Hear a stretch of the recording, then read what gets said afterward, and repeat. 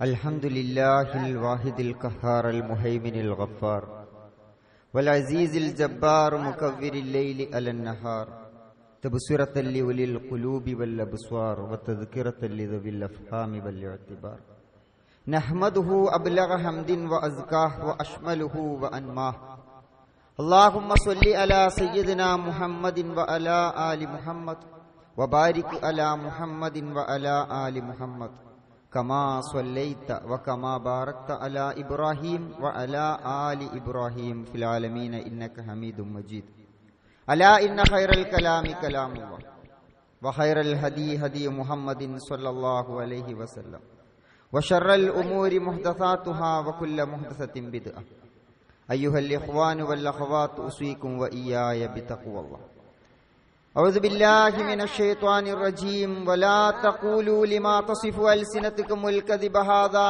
حلال وهذا حرام لتفتروا على الله الكذب. ഇസ്ലാമിന്റെ സൗന്ദര്യം കെടുത്തിക്കളയുകയും അതിന്റെ പ്രധാനപ്പെട്ട സവിശേഷതയായ സന്തുലിതത്വത്തെ തകർക്കുകയും ചെയ്യുന്ന തെറ്റായ സമീപനമാണ് കാർക്കശ്യം. കടുംപിടുത്തം, പാരുഷ്യം എന്നും അതിനെക്കുറിച്ച് പറയാം.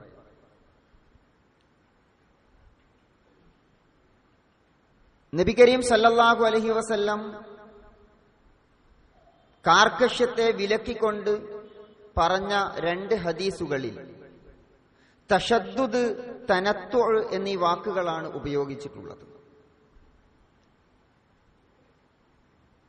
ദീനീ വിഷയങ്ങളിൽ വളരെ ഇടുങ്ങിയതും കുടുസാർന്നതുമായ നിലപാടുകൾ സ്വീകരിക്കുക,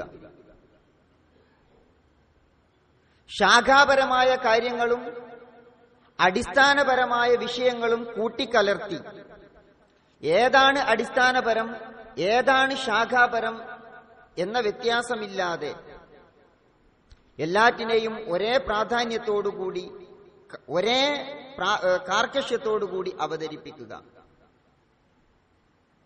അഭിപ്രായ വൈവിധ്യതകളുള്ള വിഷയങ്ങളിൽ ഏതെങ്കിലും ഒരു നിലപാട് സ്വീകരിക്കുകയും അതുമാത്രം ശരിയാണ് എന്ന് വാദിക്കുകയും ആ ശരികൾ മറ്റുള്ളവരെ കൊണ്ട് അംഗീകരിപ്പിക്കാൻ ശ്രമിക്കുകയും ചെയ്യുക.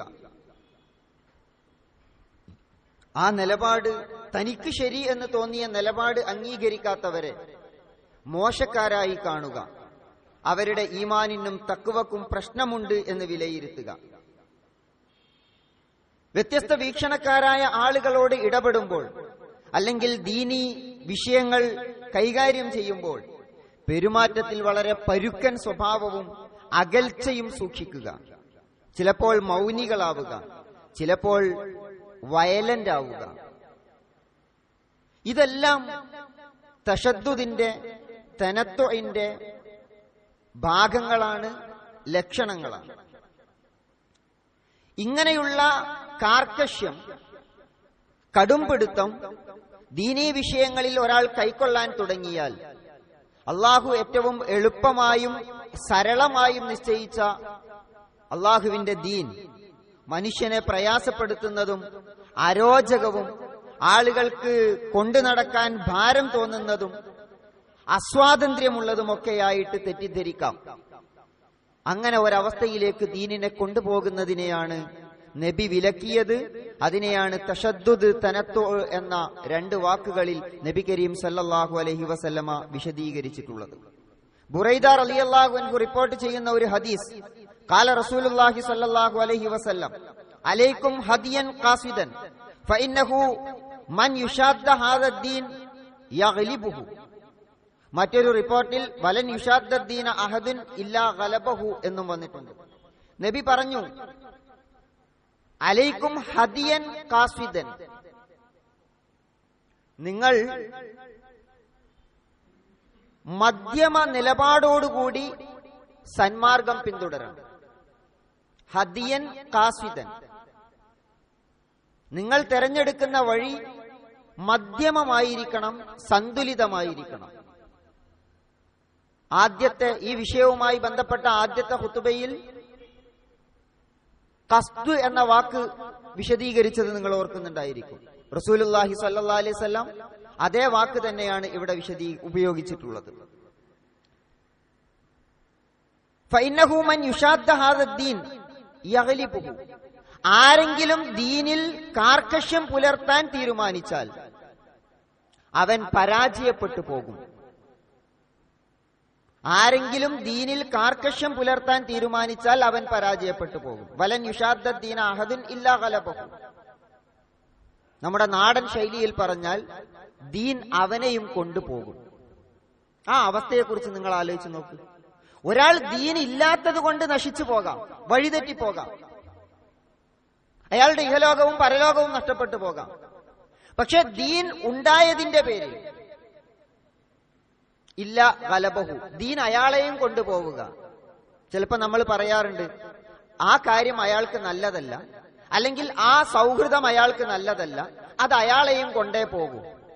ദീൻ അയാളെയും കൊണ്ടുപോകുന്ന ഒരവസ്ഥയുണ്ടാവുക. ഇല്ലാ ഗലബഹു, ദീൻ അയാളെ തോൽപ്പിച്ചു കളയും. ഇത് ദീനില്ലാത്തവരെ കുറിച്ചല്ല റസൂലുള്ളാഹി സ്വല്ലല്ലാഹു അലൈഹി വസല്ലം പറഞ്ഞത് എന്ന് നമ്മൾ അടിവരയിട്ട് കൊടുക്കണം. മറ്റൊരു ഹദീസ് റസൂൽ കരീം സല്ലല്ലാഹു അലൈഹി വസല്ലമ താക്കീതായിട്ട് പറഞ്ഞതാണ്. ഹലക്കൽ മുതനത്തിയൂൻ, ഹലക്കൽ മുതനത്തിയൂൻ, ഹലക്കൽ മുതനത്തിയൂൻ. റസൂലുള്ള 3 തവണ ആവർത്തിച്ചു. ദുശാഠ്യം പുലർത്തുന്നവർ, കാർക്കശ്യം പുലർത്തുന്നവർ നശിച്ചു പോകും. മുതനത്തി എന്ന് പറഞ്ഞാൽ അൽ മുതജാവിസു, അൽ മുതജാവിസൂന അൽ ഹുദൂദ ഫീ അഫ്ആലിഹിം വ അഖ്വാലിഹിം, പ്രവർത്തനങ്ങളിലും വാക്കുകളിലും പരിധികൾ വിട്ടുപോവുക എന്നതാണ് തനത്തു. അങ്ങനെയുള്ള ആളുകൾ നശിച്ചത് തന്നെ എന്ന് റസൂൽ കരീം സല്ലല്ലാഹു അലൈഹി വസല്ലം പറയുന്നു. എന്താണ് ആ പരിധി വിടൽ എന്ന് കഴിഞ്ഞ 2 ഖുതുബകളിൽ നമ്മൾ വിശദീകരിച്ചിട്ടുണ്ട്. അപ്പൊ ദീനിന്റെ സവിശേഷതകളായ വിശാലത, വിട്ടുവീഴ്ച, എളുപ്പം, ലാളിത്യം, പ്രയാസങ്ങളെ ലഘൂകരിക്കൽ, ഇതിനെയെല്ലാം തിരസ്കരിക്കുകയാണ് തശദ്ദുദ് അല്ലെങ്കിൽ തനത്തു, കാർക്കശ്യം ചെയ്യുന്നത്. ഇസ്ലാം 2 കാര്യങ്ങൾ നമ്മുടെ മുമ്പിൽ വെച്ചു. അതിൽ എളുപ്പമുള്ളത് സ്വീകരിക്കണം എന്ന് പഠിപ്പിക്കുന്നു. പക്ഷേ കാർക്കശ്യം പുലർത്തുന്ന ആളുകൾ അതിൽ ഏറ്റവും പ്രയാസമുള്ളതാണ് തെരഞ്ഞെടുക്കുക. കഠിനമായത്, പ്രയാസമുള്ളത്, കഷ്ടപ്പെടുന്നത് ചെയ്ത് അള്ളാഹുവിങ്കലേക്ക് അടുക്കാം എന്നാണ് അവരാഗ്രഹിക്കുന്നത്. പ്രയാസങ്ങൾ ഉണ്ടാക്കി ആ പ്രയാസങ്ങൾ സഹിച്ചിട്ട് വേണം അള്ളാഹുവിന്റെ തൃപ്തി നേടാൻ എന്നാണ് അവർ തെറ്റിദ്ധരിച്ചിരിക്കുന്നത്. അവരെടുക്കുന്ന നിലപാടിൽ ഒരു വിട്ടുവീഴ്ചക്കും ഒരു വിശാലതക്കും യാതൊരു തരത്തിലുള്ള അഡ്ജസ്റ്റ്മെന്റിനും അത്തരം ആളുകൾ സന്നദ്ധരാവുകയില്ല. ചിലപ്പോൾ നമുക്ക് തന്നെ തോന്നിപ്പോകും അവരുടെ ഹാവഭാവങ്ങളും പെരുമാറ്റങ്ങളും അവരുടെ ആരാധനാപരമായ കാര്യങ്ങളിലുള്ള പ്രകടനങ്ങളുമൊക്കെ കാണുമ്പോൾ, ഞാൻ ഉപയോഗിക്കുന്ന വാക്ക് ആരാധനാപരമായ കാര്യങ്ങളിലെ പ്രകടനങ്ങൾ എന്നാണ്. അത് കാണുമ്പോൾ നമുക്ക് തോന്നിപ്പോകും അവരുടെ ഈമാൻ വളരെ കരുത്തുറ്റതാണ്, അവരുടെ തഖ്വ വളരെ നല്ലതാണ് എന്നൊക്കെ നമുക്ക് തോന്നിപ്പോകും. പക്ഷേ അവർക്ക് ആത്മാർത്ഥതയുണ്ടാകാം. ആ ആത്മാർത്ഥതയെ നമുക്ക് ചോദ്യം ചെയ്യാൻ കഴിയില്ല, നമുക്കറിയില്ല. ആത്മാർത്ഥത കൊണ്ട് തന്നെയാണ് അവരിത് ചെയ്യുന്നുണ്ടാവുക. പക്ഷേ റസൂൽ കരീം സല്ലല്ലാഹു അലൈഹി വസല്ലമ പറഞ്ഞത് അങ്ങനെയുള്ള നടപടികൾ ദീനിനെ അപകടത്തിലാക്കുമെന്നാണ്. 2 തരത്തിലുള്ള അപകടമുണ്ട്. ആദ്യത്തെ അപകടം അത് സമൂഹത്തെ, മറ്റുള്ളവരെ പ്രയാസപ്പെടുത്തുമെന്നാണ്. അങ്ങനെ കാർക്കശ്യം പുലർത്തുന്നവരെ അല്ല ആദ്യം പ്രയാസപ്പെടുത്തുക, മറ്റുള്ളവരെയാണ്. കാരണം അവർ മറ്റുള്ളവരെ അവരുടെ വഴിയിലേക്ക് കൊണ്ടുവരാൻ ശ്രമിക്കും. അവരുടെ കാര്യങ്ങൾ കാർക്കശ്യത്തോടുകൂടി അനുഷ്ഠിക്കാൻ ശ്രമിക്കുമ്പോൾ അത് മറ്റുള്ളവർക്ക് വലിയ പ്രയാസമുണ്ടാക്കും. ഒരു ചെറിയ ഉദാഹരണം പറയാം. നമ്മൾ സ്വഫിൽ നിൽക്കുമ്പോൾ ചില ആളുകൾ കാണാൻ നമ്മുടെ അടുത്ത് നിന്നിട്ട് നമ്മുടെ കാലിൽ ചവിട്ടുന്നു. എനിക്കങ്ങനെ ഒരു അനുഭവം ഉണ്ടായി. അപ്പൊ ഞാൻ എത്ര തവണ കാല് വലിച്ചു വെച്ചിട്ടും അദ്ദേഹം പിന്നെയും ചവിട്ടാണ്. അപ്പൊ നമസ്കാരം കഴിഞ്ഞപ്പോ ഞാൻ അദ്ദേഹത്തോട് ചോദിച്ചു, ഇതെന്താ സംഭവം? അപ്പൊ അദ്ദേഹം പറഞ്ഞു, കാലിന്റെ മുകളിൽ കയറി നിൽക്കണം, അങ്ങനെ ഒരു സുന്നത്തുണ്ട് അത്ര. അപ്പൊ എനിക്ക് സംശയമാണ് അന്നത്തെ ആ നമസ്കാരം ശരിയായോ ഇല്ലെന്ന്. കാരണം ഞാൻ അസ്വസ്ഥനായിരുന്നു നമസ്കാരത്തിൽ. ഇത് ചെറിയ, വളരെ ചെറിയ ഒരു ഉദാഹരണമാണ്. നിങ്ങളിൽ പലർക്കും അനുഭവം ഉണ്ടാകാൻ സാധ്യതയുള്ള ഒരു ഉദാഹരണം. ഇവിടെ നിന്ന് നിങ്ങൾ അങ്ങോട്ട് എടുത്തു നോക്ക്. സമൂഹ ജീവിതത്തിന്റെ ഏതൊക്കെ മേഖലകളിൽ നമ്മൾ ഇടപെടുന്നുവോ അവിടെയൊക്കെ കടന്നു വരുന്ന കാർക്കശ്യക്കാർ സമൂഹത്തെ മറ്റുള്ളവരെ പ്രയാസപ്പെടുത്തിക്കൊണ്ടിരിക്കും. അവരൊന്നും ചെയ്യുകയുമില്ല, ചെയ്യാൻ ഉദ്ദേശിക്കുന്നവരെ ചെയ്യാൻ അനുവദിക്കുകയുമില്ല. ഒന്നുമില്ലെങ്കിൽ വെറുതെ ചോദ്യം ചോദിച്ചിട്ട് പ്രയാസപ്പെടുത്തും. ആളുകളുടെ മനസ്സിൽ വെറുതെ വസ്വാസുകൾ ഉണ്ടാക്കിയിടും. പലപ്പോഴും മുന്നിൽ വരുന്ന ആളുകളുടെ സംശയങ്ങൾ എന്ന് പറയുന്നത് ഞാൻ അത്ഭുതപ്പെടാറുണ്ട്. ആ സംശയങ്ങൾ ഒരിക്കലും ആളുകൾക്ക് സ്വയം ഉണ്ടാകുന്നതല്ല, മറ്റു പല ആളുകളും വസ്വാസ് ഉണ്ടാക്കിയിട്ടുണ്ടാകുന്നതാണ്. എനിക്ക് തോന്നുന്നു നമ്മുടെ ആരോഗ്യ സംരക്ഷണ മേഖലയിൽ ഇപ്പോൾ ഡിഫ്തീരിയയും ഡെങ്കിപ്പനിയും ഒരു വിഷയമാകുന്നു എന്നതുപോലെ മതത്തിന്റെ കാർക്കശ്യം എന്നത് മതമേഖലയിലുള്ള ഒരു ഡിഫ്തീരിയ പോലെ പടർന്നു പിടിക്കുകയാണ്.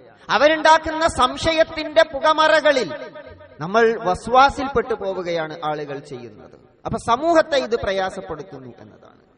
രണ്ടാമത്തേത്, അതിന്റെ അടുത്ത ഘട്ടത്തിൽ ആരാണോ കാർക്കശ്യം പുലർത്തുന്നത് അവരെ തന്നെ അത് തകർത്ത് കളയും എന്നതാണ്.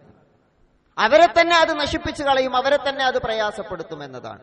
ഒന്നുകിൽ കാർക്കശ്യം പുലർത്തിയ വ്യക്തികളാണെങ്കിൽ അവരൊന്നുകിൽ ആ കാർക്കശ്യവുമായിട്ട് സമൂഹത്തിൽ നിന്ന് ഒറ്റപ്പെട്ട് മറ്റൊരു ലോകത്തേക്ക് പോകും.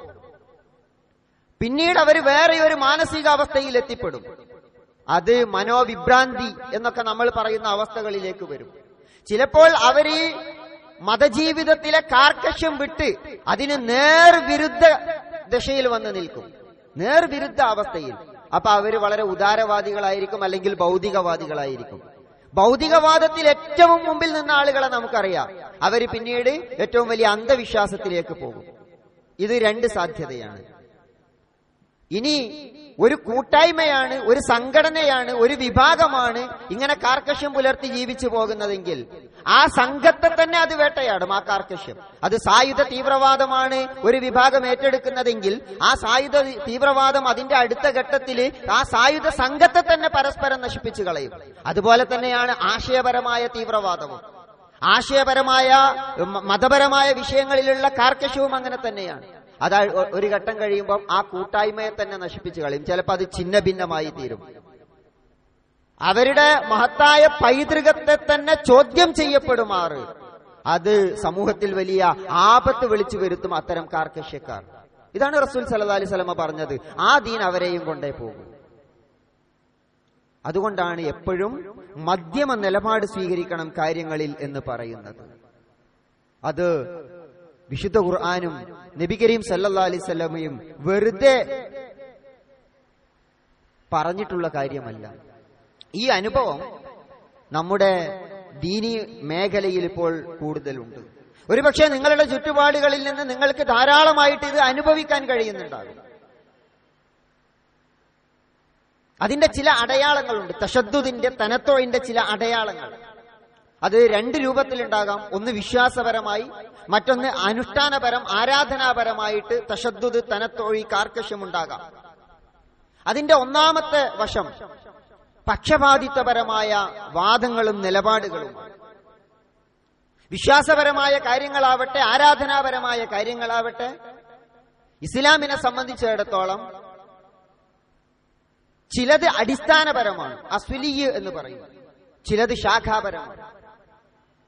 വിശ്വാസപരമായാലും ആരാധനാപരമായാലും ഈ കാര്യങ്ങളിലെല്ലാം വ്യത്യസ്തങ്ങളായ വീക്ഷണങ്ങൾ ഉണ്ടാകും.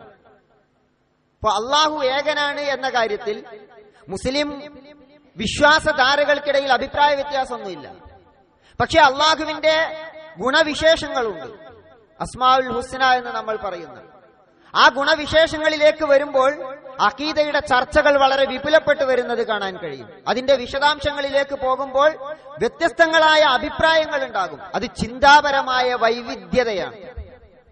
ഇസ്ലാമിക സമൂഹത്തെ, ഇസ്ലാമിക നാഗരികതയെ ഇത്രയേറെ ചിന്താപരമായി വളർത്തിയിട്ടുള്ളത്, ആശയപരമായി വിപുലീകരിച്ചിട്ടുള്ളത് ഈ വൈവിധ്യതയാണ്. അപ്പൊ അത് വിശ്വാസത്തിലുണ്ട്, ആരാധനകളിലും അനുഷ്ഠാനങ്ങളിലും ഒക്കെയുണ്ട്. ഒരുപാട് അഭിപ്രായങ്ങൾ ഉണ്ടാകും പല കാര്യങ്ങളിലും. അങ്ങനെ അഭിപ്രായ വ്യത്യാസമുള്ള കാര്യങ്ങളിൽ കാർക്കശ്യം പുലർത്തുന്ന ആളുകൾ ചെയ്യുക, ഒരഭിപ്രായം സ്വീകരിക്കും, എന്നിട്ട് അത് മാത്രമാണ് ശരി എന്ന് വാദിക്കാൻ തുടങ്ങും. ആ അഭിപ്രായത്തോട് പക്ഷപാത സ്വഭാവമുള്ള നിലപാടുകൾ എടുക്കും. ഞങ്ങൾ പറയും ഇത് ശരിയാണ്, ഇത് നിങ്ങൾ കേട്ടോളണം. അതാണ് ആ നിലപാട് പ്രഖ്യാപിക്കുന്നവരുടെ ഒരു പ്രത്യേകത. അവർ പറയുന്നവരും നമ്മൾ കേൾക്കുന്നവരുമാകേണ്ടി വരും. അവർ ചോദിക്കുന്നവരും നമ്മൾ ഉത്തരം പറയുന്നവരുമാകേണ്ടി വരും. മറുത്തൊന്നും പറയാൻ ഇടമുണ്ടാവില്ല. ഇനി മറുത്തെന്തെങ്കിലും പറയാൻ ശ്രമിച്ചാലോ? അങ്ങനെയുള്ള ഒരു പ്രവണത ഇപ്പോൾ കാണുന്നുണ്ട്. ഒന്നും മിണ്ടാതിരിക്കും, മൗനികളാവുക. ഈ അടുത്ത് 3 വിദ്യാർത്ഥികളെ കുറിച്ച് പറഞ്ഞു. ആ 3 വിദ്യാർത്ഥികൾ ആത്മീയ തീവ്രതയിലേക്ക് പോയിക്കൊണ്ടിരിക്കുകയാണ്. അപ്പൊ അവരുടെ രക്ഷിതാവ് അവരോട് സംസാരിക്കാൻ ഒരു പണ്ഡിതന്റെ മുമ്പിൽ കൊണ്ടുവന്നു. അദ്ദേഹം സംസാരിച്ചു, കുറെ ചോദ്യങ്ങൾ ചോദിച്ചു. 3 പേരും മിണ്ടുന്നില്ല, തല താഴ്ത്തി മൗനികളായിരിക്കും, ഒന്നും പ്രതികരിക്കുന്നില്ല. ഇങ്ങോട്ട് പറയുന്നത് കേൾക്കണം, അങ്ങോട്ട് പറഞ്ഞാൽ പറയാൻ ഇടമില്ല. ഇനി പറഞ്ഞാലുള്ള ചില ആളുകളുടെ പെരുമാറ്റം ഇങ്ങനെയാണ്, മൗനമാണ്, പിന്നീട് പ്രതികരണം ഉണ്ടാവുകയില്ല. അപ്പൊ നമ്മൾ മനസ്സിലാക്കണം, ഇന്നത്തെ അവസ്ഥയിൽ വെച്ച് നോക്കുകയാണെങ്കിൽ 14 നൂറ്റാണ്ടിന്റെ ദീർഘമായ പാരമ്പര്യമുണ്ട് ഇസ്ലാമിക വൈജ്ഞാനിക മേഖലക്ക്. അഖീദയിലാവട്ടെ, ഫിഖ്ഹിലാകട്ടെ, മറ്റു കാര്യങ്ങളിൽ എന്തിലാണെങ്കിലും 14 നൂറ്റാണ്ടിന്റെ നീണ്ട വൈജ്ഞാനിക പാരമ്പര്യം. അതിനിടയ്ക്ക് വന്നുപോയിട്ടുള്ള മഹാപണ്ഡിതന്മാർ എത്ര പേരുണ്ട്. അവരുടെ എല്ലാം വീക്ഷണങ്ങളും അഭിപ്രായങ്ങളും ഖുർആനിനും ഹദീസിനും അവർ നൽകിയിട്ടുള്ള വ്യാഖ്യാനങ്ങളും വ്യാഖ്യാന ഭേദങ്ങളുമുണ്ട്. അതെല്ലാം ഇസ്ലാമിന്റെ വലിയ സമ്പത്ത് തന്നെയാണ്. നമുക്കതിനോട് യോജിപ്പുള്ളതുണ്ടാകാം, വിയോജിപ്പുള്ളതുണ്ടാകാം. പക്ഷെ അതിനെ തീർത്തും തിരസ്കരിക്കാൻ കഴിയില്ല. അപ്പൊ വിശ്വാസപരമായ കാര്യങ്ങളിലോ അനുഷ്ഠാനപരമായ വിഷയങ്ങളിലോ നമ്മൾ ഒരു നിലപാടെടുക്കുമ്പോൾ മറ്റൊരുപാട് നിലപാടുകളുള്ള മഹാപണ്ഡിതന്മാരുണ്ടായിരുന്നു എന്ന വസ്തുത നമ്മൾ അംഗീകരിക്കണം. ഖുർആനിലെ ഒരായത്തെടുത്ത് നാം ഒരു വിഷയം മനസ്സിലാക്കുമ്പോൾ ആ വിഷയവുമായി ബന്ധപ്പെട്ടു തന്നെ മറ്റു വ്യാഖ്യാന സാധ്യതയുള്ള വേറെയും ആയത്തുകളുണ്ട് എന്ന് നമ്മൾ തിരിച്ചറിയണം. 1 2 ഹദീസുകൾ മുമ്പിൽ വെച്ച് നമ്മൾ ഒരു നിലപാട് രൂപീകരിക്കുമ്പോൾ അതേ വിഷയത്തിൽ മറ്റനവധി ഹദീസുകൾ ഉണ്ടെന്നും അതിന് അനുബന്ധ വിഷയങ്ങളും ആ അനുബന്ധ വിഷയങ്ങളിൽ വേറെയും ഹദീസുകളുണ്ട് എന്നും നമ്മൾ മനസ്സിലാക്കണം. അത് മനസ്സിലാക്കാതെ ഞാൻ പിടിച്ച മുയലിന് 3 ചെവി എന്ന സ്വഭാവത്തിൽ പക്ഷപാതപരമായ അഭിപ്രായങ്ങളിൽ കാർക്കശ്യം പുലർത്തുന്ന നിലപാട് ഇസ്ലാമിന്റെ പ്രമാണങ്ങൾക്ക് നിരക്കുന്നതല്ല, ഇസ്ലാമിന്റെ പാരമ്പര്യത്തിനും പൈതൃകത്തിനും നിരക്കുന്നതല്ല. ഈ നിലപാട് അവതരിപ്പിക്കുന്ന ആളുകളെ നിങ്ങൾ എടുത്തു നോക്ക്, പരുക്കൻ സ്വഭാവമായിരിക്കും. നേരത്തെ ഞാൻ വയലന്റ് എന്ന വാക്ക് ഉപയോഗിച്ചു. ശരിക്കും അവർ വയലന്റ് ആകും. ചെറിയ ചെറിയ കാര്യങ്ങൾ പറഞ്ഞാൽ മതി, ദീനിയായ ചെറിയ ചെറിയ കാര്യങ്ങൾ പറയുമ്പോഴേക്കും അവര് വയലന്റ് ആകും. അവർ മറ്റുള്ള ആളുകളെ ചീത്ത പറഞ്ഞുകൊണ്ടേയിരിക്കും, അവരുടെ ഈമാൻ കുറവാണെന്ന് പറഞ്ഞുകൊണ്ടിരിക്കും. പലപ്പോഴും അവരുടെ വാദമുഖങ്ങളിൽ, അവരുടെ പ്രവർത്തനങ്ങളിൽ അവരവരുടെ സമയം, സന്ദർഭം ഒന്നും പരിഗണിക്കില്ല. എവിടെ വെച്ചാണ് എന്താണ് പറയുന്നത് എന്ന ചിന്ത ഒന്നും ഉണ്ടാവില്ല. എന്നിട്ട് അവരത് വിശദീകരിക്കുകയും ചെയ്യും. ആരെന്ത് വിചാരിച്ചാലും എനിക്കൊരു കുഴപ്പമില്ല, അങ്ങനെയാ അതിന് ന്യായം പറയുന്നത്. അങ്ങനെ ആരെന്ത് വിചാരിച്ചാലും കുഴപ്പമില്ല, ഞാൻ പറയുന്നത് ദീനാണ്. അങ്ങനെ ദീന് എല്ലായിടത്തും എങ്ങനെയും പോയി പറയാനുള്ളതല്ല. അങ്ങനെ ഖുർആനോ ഹദീസോ നമ്മളെ പഠിപ്പിച്ചിട്ടുമില്ല. അപ്പൊ ഇതാണ് ഒന്നാമത്തേത്, പക്ഷപാതപരമായ നിലപാട്. രണ്ടാമത്തേത്, അടിസ്ഥാനങ്ങളും ശാഖകളും തമ്മിൽ വേർതിരിക്കാതിരിക്കുക. ഇസ്ലാമിൽ ഉസൂലിയാത്ത് എന്ന് പറയുന്ന ഒന്നും ഫുറോഇയാത്ത് എന്ന് പറയുന്ന മറ്റൊന്നുമുണ്ട്. എല്ലാ വിഷയങ്ങൾക്കും ഒരേ പ്രാധാന്യമല്ല ഇസ്ലാമിലുള്ളത്. ചിലത് അടിസ്ഥാനപരമാണ്, ദീനിന്റെ അടിസ്ഥാനങ്ങൾ. ആ അടിസ്ഥാനങ്ങൾ ഉപേക്ഷിക്കുന്നത് ഗുരുതരമായ ലംഘനമാകും, പാപമായി തീരും. ചിലത് ഫുറോ ആണ്, ഫുറോഇയാത്ത് ശാഖാപരമായ കാര്യങ്ങളാണ്. ചിലതിന് മൗലിക പ്രാധാന്യമുണ്ടാകും, ചിലത് അലങ്കാരമായിരിക്കും. നമ്മളൊരു വീടിന് നല്ല പില്ലർ കിട്ടും, ബീം കൊടുക്കും, കോൺക്രീറ്റ് ചെയ്യും, അവസാനം നമ്മൾ അതിന് നല്ല ഇന്റീരിയർ വർക്ക് ചെയ്യും. ഇതിനെല്ലാം ഒരേ പ്രാധാന്യമാണോ ഉള്ളത്? വീടിന്റെ ഓരോ ഭാഗം നിങ്ങൾ എടുത്തു നോക്കും, അതിന് ഓരോന്നിനും അതിന്റെ പ്രാധാന്യമാണ് ഉണ്ടാവുക, അതിന് ഓരോന്നിനും അതിന്റെ സ്ഥാനമാണ് ഉണ്ടാവുക. ഇങ്ങനെ തന്നെയാണ് ഇസ്ലാമിനെ സംബന്ധിച്ചും. ഇസ്ലാമിനെ ഒരു കെട്ടിടത്തോട് റസൂലുള്ളാഹി സ്വല്ലല്ലാഹി അലൈഹി വസല്ലമ ഉപമിച്ചത് നമ്മൾ കേട്ടിട്ടുള്ളതാണ്. അപ്പൊ കാർക്കശ്യം പുലർത്തുന്നവർ ചെയ്യുക ഫുറോഇയാത്തും ഉസൂലിയാത്തും, ശാഖയും അടിസ്ഥാനവും തമ്മിൽ കൂട്ടിച്ചേർക്കും. എന്നിട്ട് ഏതാണ് എന്താണ് എന്ന് വേർതിരിക്കാൻ കഴിയില്ല. എല്ലാം ഒന്ന്, എല്ലാത്തിനും ഒരേ പ്രാധാന്യം. അങ്ങനെ പറയുന്നതിന് പണ്ഡിതന്മാർ രണ്ട് കാരണം പറഞ്ഞു. ഒന്ന്, അത്തരം ആളുകൾക്ക് ജ്ഞാനം കുറവാണ്, അറിവ് കുറവാണ്. അവർ ചില പ്രത്യേക കാര്യങ്ങൾ മനസ്സിലാക്കിയിട്ടുണ്ടാകും. ആ മനസ്സിലാക്കിയത് വെച്ചിട്ടാണ് അവർ സംസാരിക്കുക. അത് എവിടുന്നാ കിട്ടിയേ? അതിന്റെ അർത്ഥം എന്താണ്? അത് ഏത് പണ്ഡിതനിൽ നിന്നാണ് നിങ്ങൾ അതിന്റെ വിശദീകരണം പഠിച്ചതൊന്നുമില്ല. എവിടുന്ന് കിട്ടി? അത് ഗൂഗിളിൽ നിന്ന് കിട്ടി. ഗൂഗിൾ അല്ല ഇസ്ലാമിന്റെ പ്രമാണം എന്ന് നമ്മൾ ആദ്യം മനസ്സിലാക്കേണ്ടത്. അത് വേറെ ഒരു വിഷയമാണ് ഇൻഷാ അല്ലാഹ്. അപ്പോ ഒന്നാമത്തേത് ജ്ഞാനമില്ല, അറിവില്ല. രണ്ടാമത്തേത് ഉൾക്കാഴ്ചയില്ല. ഇൽമും വേണം, ബസീറത്തും വേണം. അറിവും ഉൾക്കാഴ്ചയും. ഖുർആനിൽ ഒരു വാക്കും അധികം ഉപയോഗിച്ചിട്ടില്ല. അങ്ങനെ ഖുർആൻ പ്രാധാന്യത്തോടെ ഉപയോഗിച്ച ഒരു വാക്കാണ് ബസീറത്ത്, ഉൾക്കാഴ്ച. അപ്പോ ഉൾക്കാഴ്ചയും അറിവും ജ്ഞാനവും ഉണ്ടാകണം. അതില്ലെങ്കിൽ എല്ലാത്തിനും ഒരേ പ്രാധാന്യം. ഇപ്പൊ നിങ്ങൾക്ക് ഏറ്റവും സുപരിചിതമായ ഒന്ന് രണ്ട് ഉദാഹരണങ്ങൾ ഞാൻ പറയാം. താടിയുടെ നീളം. താടിയിൽ കത്രിക തൊടാൻ പാടുണ്ടോ? ഇല്ലേ. താടി വടിക്കാമോ? താടി വെട്ടി ഒതുക്കാമോ? അതല്ല, താടി എങ്ങനെയാണോ മുളക്കുന്നത് അങ്ങനെ തന്നെ വിട്ടേക്കണോ? ചില ആളുകളെ സംബന്ധിച്ചിടത്തോളം അതാണ് ദീൻ. വസ്ത്രത്തിന്റെ ഇറക്കം അത് ഞെരിയാണിയുടെ എത്ര മുകളിലാകണം? അഥവാ ഞെരിയാണിക്ക് താഴെ ഒരാളുടെ വസ്ത്രം വന്നു കഴിഞ്ഞാൽ അതിന്റെ വിധി എന്താ? അയാൾ നരകത്തിലെ ഏത് തട്ടിലാണ് ഉണ്ടാവുക? തശഹുദിൽ അശ്ഹദു അൻ ലാ ഇലാഹ ഇല്ലല്ലാഹ് വ അശ്ഹദു അന്ന മുഹമ്മദൻ റസൂലുള്ളാഹ് എന്ന് പറയുമ്പോൾ വിരൽ ഇങ്ങനെ അനക്കണോ വേണ്ടേ? ആ അനക്കുന്നതിന്റെയും അനക്കാതിരിക്കുന്നതിന്റെയും വിധി എന്താണ്? ഫോട്ടോ, സംഗീതം. ഈ അടുത്ത് ഒരാൾ എന്നോട് ചോദിച്ചു, പൂച്ചയുടെ ഫോട്ടോ എടുക്കാൻ പറ്റുമോ? അപ്പൊ എന്താ വിഷയം? പൂച്ചയുടെ ഫോട്ടോ എടുക്കാൻ പാടില്ല. അപ്പൊ ഇയാൾ പൂച്ചയുടെ, വീട്ടിൽ വളർത്തുന്ന പൂച്ചയുടെ ഫോട്ടോ ഇയാൾ എടുക്കുക, സഹോദരൻ കാണാതെയാണ്. അപ്പൊ ഞാൻ സൂചിപ്പിക്കുന്നത്, ഇങ്ങനെ ഒരു ദീനുണ്ടായി വരും. ഇപ്പൊ ചെറിയ ചെറിയ വിഷയങ്ങൾ എടുത്തിട്ട്, അഭിപ്രായ വ്യത്യാസമുള്ള വിഷയങ്ങൾ എടുത്തിട്ട് അതിൽ കടുംപിടുത്തം. ഇപ്പൊ ഞാൻ ഈ സൂചിപ്പിച്ച വിഷയങ്ങൾ എന്ന് പറഞ്ഞാൽ, നേരത്തെ പറഞ്ഞ പോലെ നൂറ്റാണ്ടുകളിൽ പണ്ഡിതന്മാർ ഒരുപാട് നീണ്ട ചർച്ച നടത്തിയിട്ടുണ്ട്. ഒരു പണ്ഡിതൻ ഇതിൽ ഒരു വിധി പറഞ്ഞിട്ടുണ്ടെങ്കിൽ മറ്റൊരു പണ്ഡിതൻ അതിന് വ്യത്യസ്തമായ വിധി പ്രമാണവാക്യങ്ങൾ ഉദ്ധരിച്ച് തന്നെ പറഞ്ഞിട്ടുണ്ടാകും. അതിന്റെ അർത്ഥം അതിൽ പല വ്യാഖ്യാനങ്ങൾക്കും സാധ്യതയുണ്ട്. ഞാൻ ഈ വ്യാഖ്യാനം സ്വീകരിക്കുന്നു, ഓക്കെ, പക്ഷെ അത് നിങ്ങൾക്ക് മാത്രമുള്ള സ്വീകരണം. അത് ആ സ്വീകരണം എന്റെ മേൽ അടിച്ചേൽപ്പിക്കാൻ നിങ്ങൾ ആളല്ല. പക്ഷേ തശദ്ദുദിന്റെ, തനത്വന്റെ ആളുകൾ അങ്ങനെയല്ല ചെയ്യുക. തർക്ക വിതർക്കങ്ങൾ നടന്നിട്ടുള്ള പണ്ഡിതന്മാർക്ക് വ്യത്യസ്ത നിലപാടുള്ള വിഷയങ്ങളിൽ ഒരു നിലപാടിനെ മാത്രം നമ്മൾ അടിച്ചേൽപ്പിക്കാൻ ശ്രമിക്കാൻ പാടില്ല. അത് ഇസ്ലാം അനുവദിച്ചിട്ടില്ല. മൗലികമായ വിഷയങ്ങൾ ഒരുപാടുണ്ടാകും. ഇപ്പൊ സമൂഹത്തെ ബാധിക്കുന്ന വിഷയങ്ങൾ, സമൂഹം നിലനിൽപ്പിന് വേണ്ടി പൊരുതുന്നുണ്ടാകും. ഇപ്പൊ മുസ്ലിം സമൂഹത്തെ സംബന്ധിച്ച് പറഞ്ഞാൽ ഒരു സമൂഹം നിലനിൽപ്പിന് വേണ്ടി പടപൊരുതുന്നുണ്ടാകും. പലതരത്തിലുള്ള സാമൂഹിക പ്രശ്നങ്ങളുടെയും അടിയന്തരമായി പരിഹരിക്കേണ്ടുന്ന ഗുരുതരമായ ഒരുപാട് പ്രശ്നങ്ങളുടെ നടുവിലായിരിക്കും അവരുണ്ടാകുക. ആ പ്രശ്നങ്ങളെ കുറിച്ചൊക്കെ ചിന്തിക്കുന്നതിന്റെ ഇടയ്ക്ക് വന്നിട്ടാണ് ഒരാൾ ചോദിക്കുക, ഇതാ നിങ്ങളുടെ പാന്റ്. അയാളെ സംബന്ധിച്ച് അതാണ് മുഖ്യ വിഷയം. ഇങ്ങനെ ഒരാൾ വന്നിട്ട് അബ്ദുല്ലാഹിബ്നു ഉമർ റളിയല്ലാഹു അൻഹുവിനോട് കഅബയിൽ മസ്ജിദുൽ ഹറമിൽ വെച്ചിട്ട് ഒരു ചോദ്യം ചോദിച്ചു.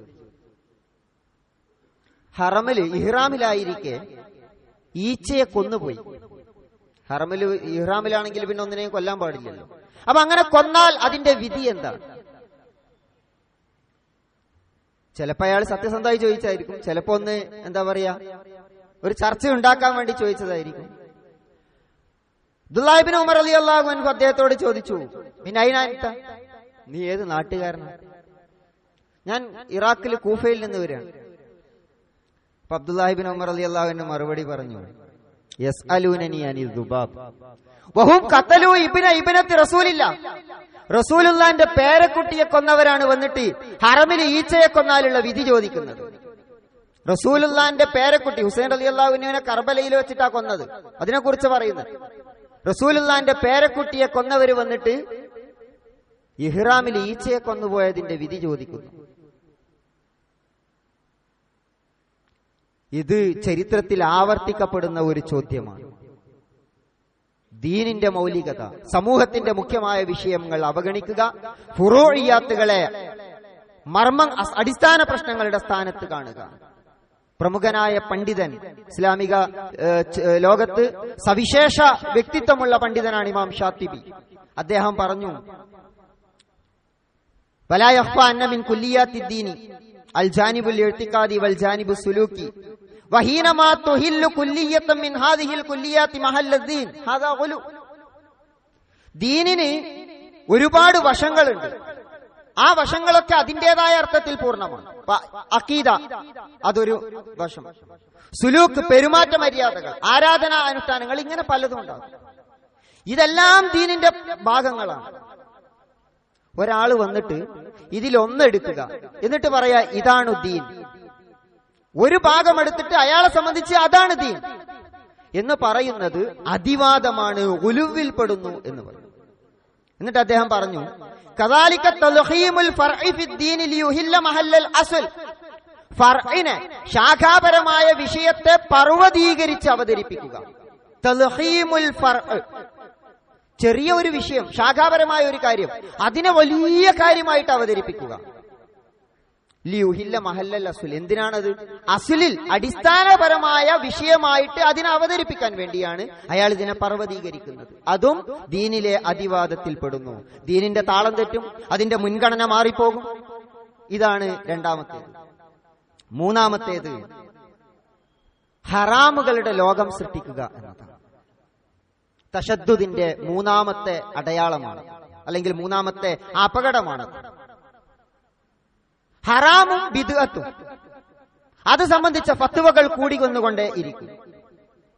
അള്ളാഹുവിന്റെ ദീനിലെ നിയമങ്ങൾ പല വിധത്തിലുണ്ട്. ചിലത് നിർബന്ധമുണ്ട്, ചിലത് നിർബന്ധത്തിൽ തന്നെ പല തട്ടുകളുണ്ട്. എളുപ്പത്തിൽ നമുക്കറിയാവുന്നതാണ് ഫർള് ഐൻ, ഫർള് കിഫായ, വ്യക്തിപരമായ ബാധ്യത, സാമൂഹിക ബാധ്യത. ഫർള് എന്നുമുണ്ട്, വാജിബ് എന്നുമുണ്ട്. മുസ്തഹബുണ്ട്, കറാഹത്തുണ്ട്. അഭികാമ്യമായത്, അനഭികാമ്യമായത് എന്ന് പറഞ്ഞാൽ ഒരു അത്ര സുഖകരമല്ലാത്ത, അത്ര നന്നല്ലാത്ത കാര്യം. ഇങ്ങനെ ഒരുപാടായി തിരിച്ചിട്ടുണ്ട് ഇസ്ലാമിക നിയമങ്ങളെ. അത് ഖുർആനിൽ നിന്ന് അത് മനസ്സിലാക്കാം, ഹദീസിൽ നിന്ന് മനസ്സിലാക്കാം. അത് രണ്ടിനെയും മുമ്പിൽ വെച്ചുകൊണ്ട് പണ്ഡിതന്മാരും സഹാബികളും താബികളും പണ്ഡിതന്മാരുമാണ് അത് ചെയ്തിട്ടുള്ളത്. പക്ഷേ തശദ്ദുദിന്റെയും തനത്തോയിന്റെയും വക്താക്കളുടെ മുമ്പിൽ രണ്ട് കാര്യം ഉണ്ടാവുള്ളൂ. ഒന്ന് ഹറാം, രണ്ട് വാജിബ്.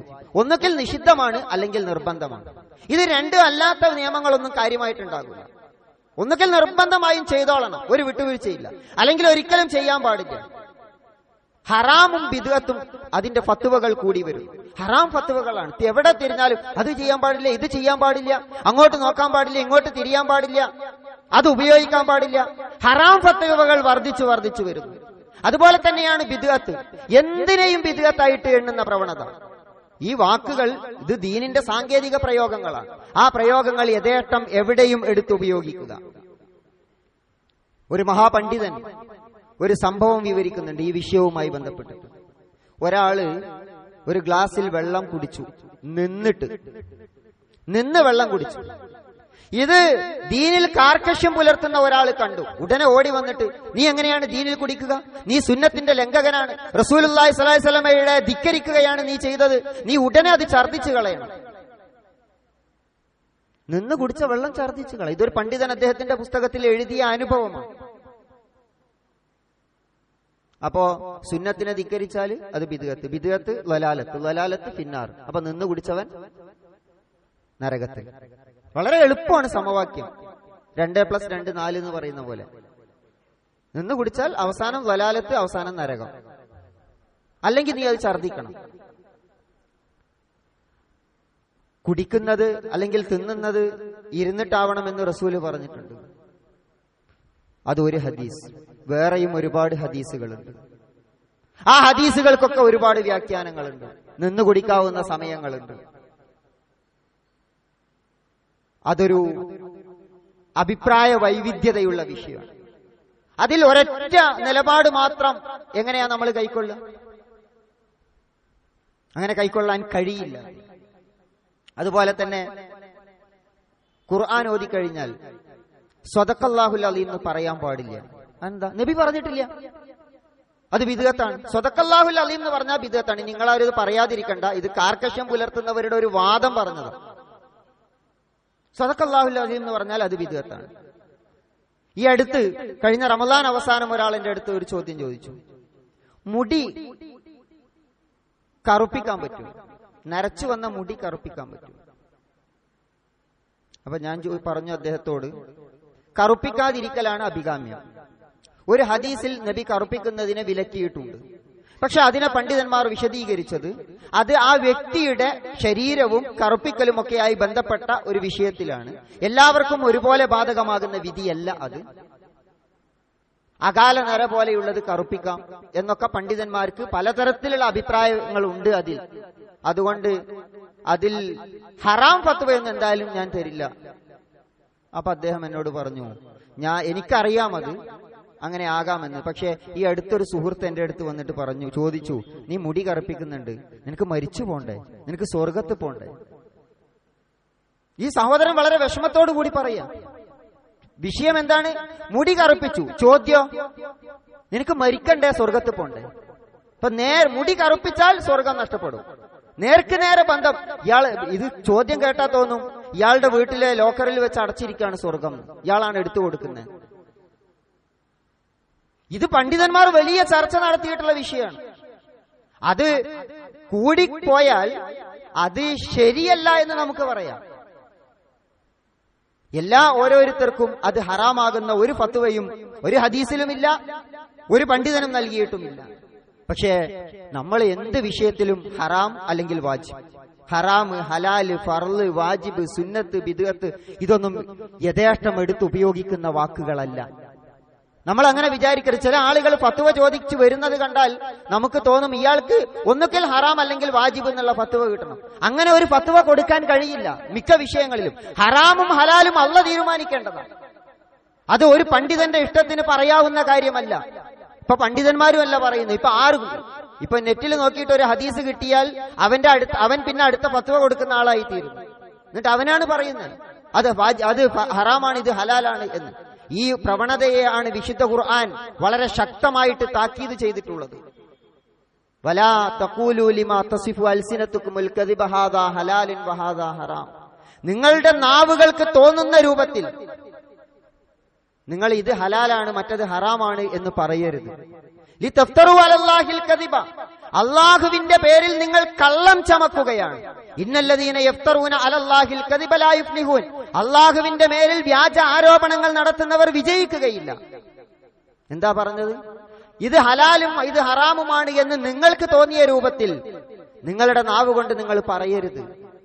അത് ഇഫ്തിറാഉൻ അലല്ലാഹ്, അല്ലാഹുവിന്റെ മേലിൽ വ്യാജം നിർമ്മിക്കലാണെന്ന് പറഞ്ഞു. എന്തിനെ കുറിച്ചാ പറയണത്? ഇത് ഹലാലും ഇത് ഹറാമും. ഇങ്ങനെയാണ് ബനൂ ഇസ്രായേലിൽ പണ്ഡിതന്മാർ ചെയ്തത്. അവർക്ക് തോന്നുന്നതൊക്കെ ഹറാം, മറ്റുള്ളതൊക്കെ ഹലാൽ. ഇപ്പൊ അങ്ങനെയാണ്. നമുക്ക് ഇഷ്ടപ്പെടാത്തതെല്ലാം, എന്റെ ആശയധാരക്ക് ഇഷ്ടപ്പെടാത്തതെല്ലാം ബിദ്അത്ത്, എനിക്ക് പറ്റാത്തതെല്ലാം ഹറാം. ഹറാമിൽ കുറഞ്ഞ പരിപാടിയൊന്നുമില്ല, ബിദ്അത്തിൽ കുറഞ്ഞ പരിപാടിയൊന്നുമില്ല. അപ്പോ അങ്ങനെ പറഞ്ഞാൽ ഇത് അള്ളാഹ് ചെയ്യേണ്ടതാ. ഖുർആൻ പറയുന്നതാ, ഇത് അള്ളാഹു വിധിക്കേണ്ടതാണ്. അള്ളാഹു വിധിക്കേണ്ടതാണ്. അള്ളാഹുവിന്റെ സ്ഥാനം നമ്മൾ കൈയേൽക്കരുത്. അള്ളാഹുവിന്റെ പണി നമ്മൾ എടുക്കേണ്ടതില്ല. അള്ളാഹുവിന്റെ അധികാരത്തിൽ നമ്മൾ കൈകടത്താൻ പാടില്ല. ഈ കാർക്കശ്യം പുലർത്തുന്നവരുടെ മറ്റൊരു രീതി അതാ, അവർ മറ്റുള്ളവരുടെ ഈമാൻ അളക്കും. അയാൾക്ക് ഈമാൻ കുറവാണ്, ഇയാൾക്ക് തഖ്വയാണ്. ചിലപ്പോൾ നമുക്കും തോന്നിപ്പോവും ഇയാളുടെ ആരാധനാനുഷ്ഠാനം കാണുമ്പോൾ, ഇയാളുടെ വല്ലാത്ത ഈമാനാണ്. മറ്റുള്ളവരുടെ ഈമാൻ അളക്കുക, അവരുടെ തഖ്വ അളക്കുക, എന്നിട്ട് അവരെ കാഫിറാണോ, മുഅ്മിനാണോ, മുർത്തദ്ദാണോ, മുബ്തദിയാണോ ഇതൊക്കെ തീരുമാനിക്കുക, എന്നിട്ട് നരകം വിധിക്കുക. അങ്ങനെ ആളുകളെ നരകത്തിലേക്ക് അയക്കാനല്ല അള്ളാഹു പണ്ഡിതന്മാരോട് പറഞ്ഞത്. ആളുകൾക്ക് നരകം തീരുമാനിച്ചു കൊടുക്കാനല്ല അള്ളാഹു പ്രബോധകരോട് പറഞ്ഞത്. അത് അള്ളാഹുവിന്റെ പണിയാണ്. ലസ്ത അലൈഹിം ബിമുസൈത്തിർ. അത് നിങ്ങളുടെ പണിയല്ല, അത് നമ്മുടെ പണിയല്ല. ആളുകളെ നരകത്തിലേക്ക് അയക്കലല്ല, ആളുകളെ സ്വർഗത്തിലേക്ക് അയക്കൽ. നരകവും സ്വർഗവും നമ്മളല്ല തീരുമാനിക്കേണ്ടത്. നമ്മുടെ കേരളത്തിൽ അച്ചടിച്ചിറക്കപ്പെട്ട തെരുവിൽ ഒട്ടിച്ചിട്ടുള്ള പോസ്റ്ററുകളിൽ പോലും ഇത്തരം പ്രയോഗങ്ങൾ വന്നിട്ടുണ്ട്. നരകവും സ്വർഗവും തീരുമാനിക്കുക, കുഫറും ഷിർക്കും ആരോപിക്കുക. ഇതൊന്നും പണ്ഡിതന്മാർ ആരും ഇങ്ങനെ ചെയ്തിട്ടില്ല മുമ്പ്. മഹാരഥന്മാരായ പണ്ഡിതന്മാരുടെ അടുത്ത് നിങ്ങൾ ഫത്വ ചോദിച്ചു ചെന്നാൽ അവര് ഖുർആനിന്റെ നസ്സുണ്ടെങ്കിൽ, ഹദീസിന്റെ ഗണ്യതമായ പ്രമാണമുണ്ടെങ്കിലേ അവര് ആ വിധി പറയും, ഹറാം ഹലാല് എന്നൊക്കെ പറയും. അതല്ലാത്തതാണെങ്കിലോ അഭിപ്രായ വ്യത്യാസമുള്ള വിഷയമാണെങ്കിൽ അവര് അതിൽ ഒരു സന്തുലിത നിലപാടാണ് പറയുക. അത് ശരിയല്ല എന്ന് തോന്നുന്നു, എന്റെ അഭിപ്രായത്തിൽ ഇങ്ങനെയാണ്, അത് ഒഴിവാക്കുന്നതാണ് നല്ലത്. അല്ലാതെ അവരെ ഹറാം ഹലാൽ എന്ന് പറഞ്ഞിട്ട് അവസാനത്തെ ഫത്വ പറഞ്ഞു വെക്കില്ല, നരകം വിധിച്ചു കൊടുക്കില്ല. അങ്ങനെ നരകം വിധിച്ചവർ അവസാനം എന്താ ഉണ്ടാവുക? ആ നരകം ഫത്വ കൊടുത്തവരായിരിക്കും അവസാനം നരകത്തിൽ പോവുക. അങ്ങനെയുള്ള ഒരു ഹദീസ് ഉണ്ട്. ലംലബ് ഇബ്നു യൗസ് അൽ യമാനി അദ്ദേഹം അബൂ ഹുറൈറ റളിയല്ലാഹു അൻഹുവിനോട് ചോദിച്ച ഒരു ചോദ്യം. അപ്പൊ അബൂ ഹുറൈറ പറഞ്ഞു, ഖാലലി അബൂ ഹുറൈറ യാ യമാമിയു അല്ലാ തഖൂലന്ന ലിറജുലിൻ വല്ലാഹി ലാ യഗ്ഫിറുല്ലാഹു ലക ഔ ലാ യുദ്ഖിലുല്ലാഹുൽ ജന്ന. അല്ലാഹു സ്വർഗ്ഗത്തിൽ പ്രവേശിപ്പിക്കുകയില്ല, അല്ലാഹു പുറത്തു തരികയില്ല എന്നൊന്നും നീ ഒരാളോട് പറയരുത്. ഫഖുൽതു യാ അബാ ഹുറൈറ ഇന്ന ഹാദിഹി ലകലിമത്തുൻ യഖൂലുഹാ അഹദുനാ ലി അഖീഹി വസ്വാഹിബിഹി ഇദാ ഗളിബ. അബൂ ഹുറൈറ, ഇതൊക്കെ ഞങ്ങൾ ദേഷ്യം പിടിക്കുമ്പോൾ പരസ്പരം പറയുന്ന, അല്ലാഹ് നിനക്ക് പുറത്തു തരൂല, നീ നരകത്തിലാണെന്നൊക്കെ ഞങ്ങൾ പരസ്പരം പറയാറുള്ള. ഇദാ ഗളിബ, ദേഷ്യപ്പെട്ടാൽ എന്ന് പറഞ്ഞാൽ വ്യക്തിപരമായ ദേഷ്യം എന്ന ഒരർത്ഥം ഇതിനുണ്ടാകാം. മറിച്ച് പിന്നെ പ്രഭാഷകരും സംഘടനയുടെ ആളുകളും ഒക്കെ തർക്കിക്കുകയും വാദപ്രതിവാദം നടത്തുകയും പ്രഭാഷണം നടത്തുകയും ഒക്കെ ചെയ്യുമ്പോൾ അതിപ്പോ മൊത്തത്തിലെ ഗളിബാണ്, കോപാകുലമായിട്ടാണ് ആളുകൾ പ്രസംഗിക്കുന്നത് തന്നെ കാണുക. ഇതും അതിൽപ്പെടും. ഖാല ഫലാ തഖുൽഹ. അപ്പൊ അബൂ ഹുറൈറ വീണ്ടും പറഞ്ഞു, അങ്ങനെ പറയരുത്. ഫൈനി സമയത്തു നബി സല്ലല്ലാഹു അലൈഹി വസല്ലം യഖൂൽ, നബി പറയുന്നത് ഞാൻ കേട്ടിട്ടുണ്ട്. എന്താണ്? ബനു ഇസ്രായേലിൽ 2 ആളുകൾ ഉണ്ടായിരുന്നു. അതിലൊരാൾ കാന അഹദുഹുമാ മുജ്തഹിദുൻ ഫിൽ ഇബാദ, ആരാധനാ അനുഷ്ഠാനങ്ങളിൽ നല്ല സജീവതയുള്ള ആളായിരുന്നു. കുറച്ചു പറഞ്ഞാൽ കാർക്കശ്യമുള്ള വ്യക്തിയായിരുന്നു, നല്ല ആരാധനകൾ അനുഷ്ഠാനങ്ങൾ നടത്തിക്കൊണ്ടിരിക്കും. മറ്റേ ആൾ ഒരു ഉദാസീനനായിരുന്നു, മുസ്രിഫൻ അലാ നഫ്സിഹി, അയാൾ തന്നോട് അതിക്രമം ചെയ്തവൻ അഥവാ ഒരു ഉദാസീനനായ വ്യക്തിയായിരുന്നു. അത്ര വലിയ ഈമാനും തഖ്വയൊന്നും അളന്നെടുക്കാൻ പറ്റൂല. അങ്ങനെ 2 പേരും സഹോദരന്മാരായിരുന്നു. അപ്പൊ ഈ മുജ്തഹിദായ, അതായത് ആരാധനകളിൽ വലിയ നിഷ്ഠയുള്ള ആള് മറ്റേ ആളെ എപ്പോഴും കുറ്റപ്പെടുത്തിക്കൊണ്ടിരിക്കും. നീ ശരിയില്ല, നീ ശരിയില്ല, നിനക്ക് കുറച്ച് ആരാധന കൂടുതൽ ചെയ്തുകൂടെ എന്ന സ്വഭാവത്തിൽ. അപ്പൊ അയാൾ തിരിച്ചു പറയും, നീ എന്തിനാ എന്നെ വിട്ടേക്ക്, ഖല്ലിനീ വ റബ്ബി, എന്നെയും എന്റെ റബ്ബിനെയും വിട്ടേക്ക്. ആ ബുഇസ്ത അലയ്യ റഖീബൻ, എന്റെ നിരീക്ഷകനായിട്ട് അല്ലാഹ് നിന്നെയാണോ അയച്ചത് എന്ന് ചോദിക്കും. അങ്ങനെ അവസാനം അപ്പൊ അദ്ദേഹം പറയും, വല്ലാഹി ലാ യഗ്ഫിറുല്ലാഹു ലക, നിനക്ക് അല്ലാഹ് പുറത്തു തരൂല, നീ സ്വർഗത്ത് പോകില്ല, നീ നരകത്തിന്റെ ആളാണ് എന്ന സ്വഭാവത്തിൽ മറുപടി പറയും. റസൂലുള്ളാഹി പറയാണ്, അവർ മരിച്ചു, അള്ളാഹു അവരെ പരലോകത്ത് ഒരുമിച്ച് കൂട്ടിയാൽ അവർക്കുണ്ടാകുന്ന വിധി എന്താണ്? അള്ളാഹ് അറിയിച്ചു കൊടുത്തതാവും റസൂലുള്ളാഹി സ്വല്ലല്ലാഹി അലൈഹി വസല്ലം. അള്ളാഹു പറയും, കാലലിൽ മുദ്നിബി, ആ ചെറിയ തെറ്റുകളൊക്കെ ചെയ്തു പോയിരുന്ന മനുഷ്യനോട്, ഫഅദ്ഖിൽഹുൽ ജന്ന ബിറഹ്മതി, എന്റെ കാരുണ്യം കൊണ്ട് നീ സ്വർഗത്തിൽ പോ. എന്നിട്ടോ അതേസമയം ആരാധനകളിൽ അതീവമായ നിഷ്ഠയുണ്ടായിരുന്ന വ്യക്തി, അദ്ദേഹത്തോട് ചോദിക്കും അല്ലാഹു, അകുൻത അലാ മാ ഫീ യദി ഖാസിനൻ, എന്റെ തീരുമാനത്തിന്റെ സൂക്ഷിപ്പുകാരൻ നീ ആയിരുന്നു, എന്റെ ഖജനാവ് നിന്റെ കയ്യിലായിരുന്നു, നീ എന്തിനാ ആളുകളെ നരകത്തിലേക്കും സ്വർഗത്തിലേക്കും വിട്ടത്? ഇദ്ഹബൂ ബിഹി ഇലന്നാർ, അവനെ നരകത്തിൽ കൊണ്ടുപോ. എന്തിനാണ് അവൻ നരകത്തിൽ പോയത്? മറ്റവനെ കാഫിറാക്കിയതിന്റെ പേരിൽ, മറ്റവനെ നരകം വിധിച്ചതിന്റെ പേരിൽ. അള്ളാഹ് എടുക്കേണ്ട പണി അവനെടുത്തു, അതിന്റെ പേരിൽ അവനെ നരകത്തിലേക്ക് കൊണ്ടുപോ എന്ന് പറയുന്ന അവസ്ഥ വരും എന്ന് റസൂലുള്ളാഹി സ്വല്ലല്ലാഹി അലൈഹി വസല്ലം പറയുന്നു. ഇതൊരു താക്കീതാണ്. ദീനീ വിഷയങ്ങളിൽ കാർക്കശ്യം പുലർത്തുക, ആ കാർക്കശ്യം മറ്റുള്ളവരുടെ പേരിൽ അടിച്ചേൽപ്പിക്കുക, അത് സമൂഹത്തിന് പ്രശ്നമുണ്ടാക്കുക മാത്രമല്ല, അത്തരം വ്യക്തികളുടെ ജീവിതത്തിന് തന്നെയും അത് പ്രയാസം സൃഷ്ടിക്കും. അല്ലാഹു സുബ്ഹാനഹു തആല കാർക്കശ്യത്തിൽ നിന്ന്, പാരുഷ്യത്തിൽ നിന്ന്, കടുംപിടുത്തങ്ങളിൽ നിന്ന് നമ്മളെ മോചിപ്പിക്കുകയും ഇസ്ലാമിനെ അതിന്റെ സൗന്ദര്യത്തോടുകൂടി ഉൾക്കൊള്ളാൻ നമുക്ക് തൗഫീക്ക് നൽകുകയും ചെയ്യുമാറാവും.